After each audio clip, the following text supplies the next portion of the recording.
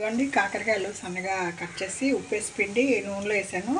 చక్కటి మూత పెట్టాలండి. మనం ఆవిరి నీళ్ళు పడి చక్కగా కుక్ అవుతుంది, మాడకుండా ఉంటుంది. లో ఫ్లేమ్ పెట్టాను.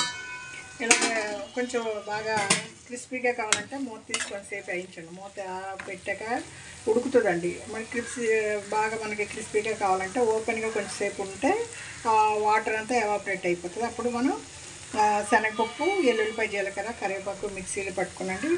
కారం వేసుకుంటే క్రిస్పీగా ఉండే కాకరకాయ ఇప్పుడు రెడీ అవుతుంది. ఇక మీరు ఇదేంటి డయాబెటిక్ పేషెంట్లకి వారంలో 2-3 సార్లు మనం పెట్టండి. చక్కగా మందులు వేసుకునే కన్నా ఇలా న్యాచురల్ కూరగాయలు పెట్టారంటే డయాబెటిక్ చాలా కంట్రోల్ అవుతుంది. మీరు పులుసు పెట్టుకోవచ్చు, వేసుకోవచ్చు. నాకు ఇది చాలా ఇష్టం అండి. మీరు పప్పుల పొడి ఇష్టం లేదంటే ఎల్లిపాయ, జీలకర్ర, కరివేపాకు కొట్టేసి కారం పెట్టుకోవచ్చండి. చిన్నప్పుడు కాకరకాయలు నిలువుగా చీరి మా అమ్మగారు ఉప్పేసి నైట్ ఊరబెట్టేవాళ్ళు. తెల్లారి ఆ ఉప్పు అంతా పిండేసి నూనెలో డీప్ ఫ్రై చేసి తీసి పక్కన పెట్టి దాంట్లో పచ్చికారం, ఎల్లిపాయ, జీలకర్ర అలా పెట్టండి. మళ్ళీ కొంచెం నూనె వేసి వేయించేవాళ్ళు. తింటే కారంగా బాగుండేది. మాకు అంత కారం పట్టలేక ఇప్పుడు నేను వేపుడు శనగపప్పు అది యాడ్ చేస్తున్నాను. అదే కారంలో కొంచెం వేపుడు శనగపప్పు యాడ్ చేస్తాను. ఇదిగండి సొరకాయ పప్పు వేసాను. పప్పు కొంచెం ఫ్రై చేశాను. మంచి వాసన వస్తుందండి ఫ్రై చేశాక.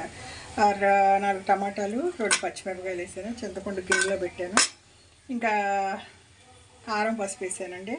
చింతపండు ఎందుకు గిన్నెలో పెట్టాలంటే అండి పులుపు తగిలితే పప్పు ఉడకదు. ఆల్రెడీ మనం దోసకాయ, టమాటా వేసాము. ఇంకా చింతపండు తగిలితే పప్పులు బద్దలుగా ఉంటుంది. అందుకే గిన్నెలో పెట్టేశాను. ఇంకా ఇది మెదిపేసి తాలింపు వేసుకుంటా అండి. దోసకాయ పప్పు, కాకరకాయ ఇప్పుడు రెడీ అవుతుందండి. వంట నేను చాలా ఫాస్ట్గా చేస్తాను. అన్నం కడిగి పెట్టేశాను.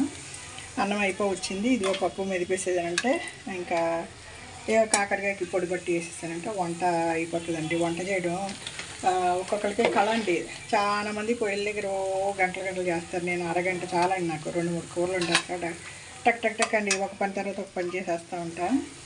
ఇదిగోండి లో ఫ్లేమ్లో ఉడుకుతుంది కదా. ఈలోపు పప్పు మీద తాలింపు వేసేసి తర్వాత పొడి పడతానండి. ఇంకా కొంచెం సేపు ఉడకనిస్తాను. ఇది వెస్ట్ గోదావరి అమ్మమ్మ వంటలు అండి. వంట చేయడం అందరికీ రాదండి. నేను చాలా ఫాస్ట్గా చేస్తాను.